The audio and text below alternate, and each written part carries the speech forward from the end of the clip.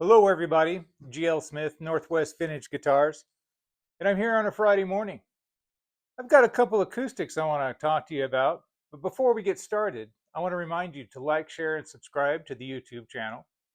Check out our website at nwvintageguitars.com. We're on Reverb in Northwest Vintage Guitars and also Tokyo Road. So, Martin guitars, very, very popular in Japan. Japan is the second largest guitar market in the world, has been for as long as I've been alive.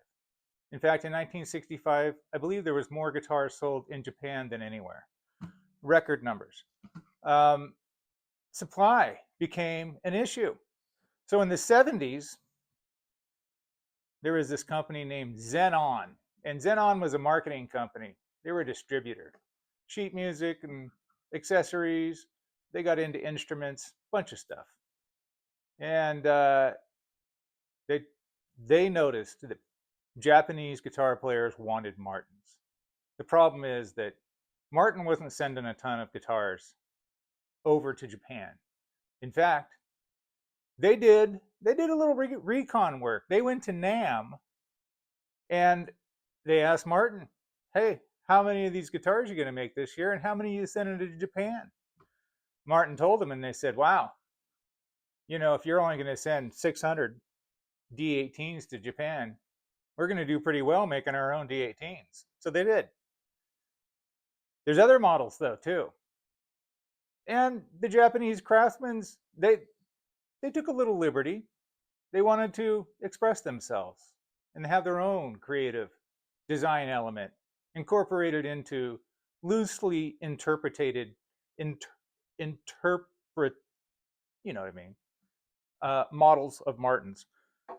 So Xenon, under their Morales brand, after this visit to Nam, says, "Hey, we can make Martins.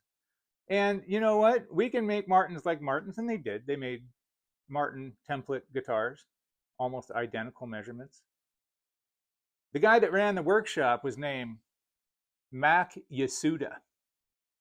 The workshop was in Suwa, Japan, Suwa. And Mac fancied himself a designer. He designed these. It's the BM model. They called him Big Mac because that was Mac's nickname, and he designed them. So why not? So we got a BM 70 and a BM 100. And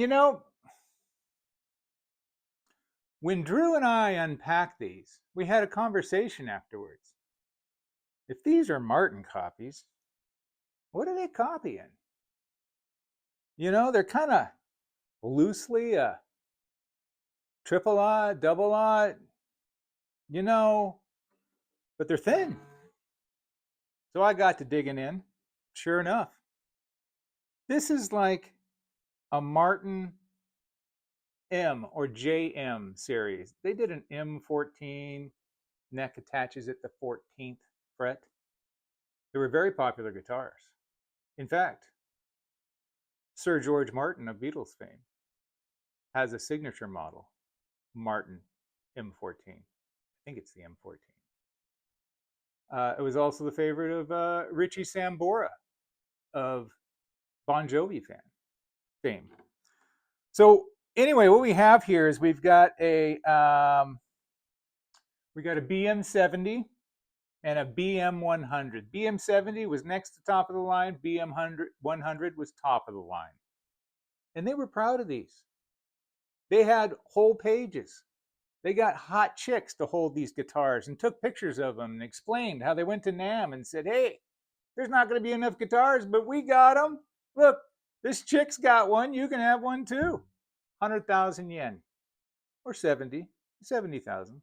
A lot of money back then. I mean, if you were in the States, you could probably get a Les Paul. Really?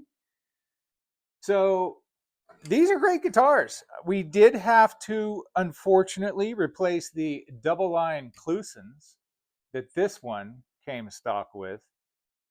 There wasn't enough of them working. They were pretty rough. So we got some modern Tokai replacements in there. These things are fancy. Abalone inlay everywhere. They both have Ezo spruce tops, rosewood back and sides. The 100 is all solid wood. The 70 is ply back and sides.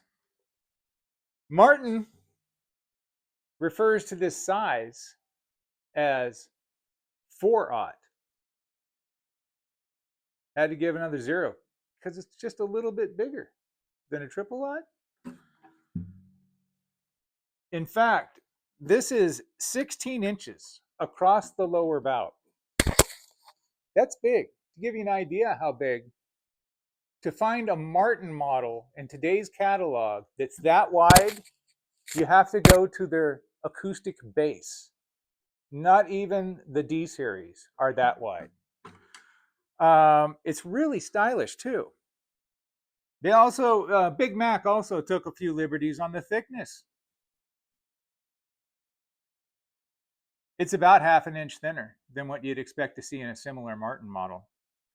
So bigger bout, thinner, deeper. We haven't had them strung up to tension yet. Got a little work to do on them.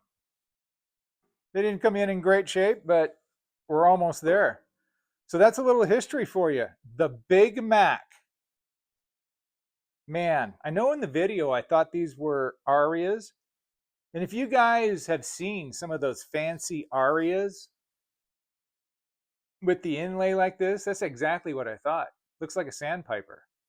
But no, it's its own thing. Made in Suwa. And Big Mac Yasuda was the production supervisor. They called him Big Mac. These got called Big Macs because he designed them. I thought it was an interesting story. I wanted to share it with you. Hope you enjoyed the advertisements. I sure do enjoy that kind of stuff. We'll try to do this a little more often if you guys like it. Little history on the different brands and models. These guys were around until I think 1979, 1980, and then Morales went away. They made Moserite copies. You guys are probably familiar with some of their other stuff. And Xenon sold tons of different brands, but Morales was one of their 2 top brands.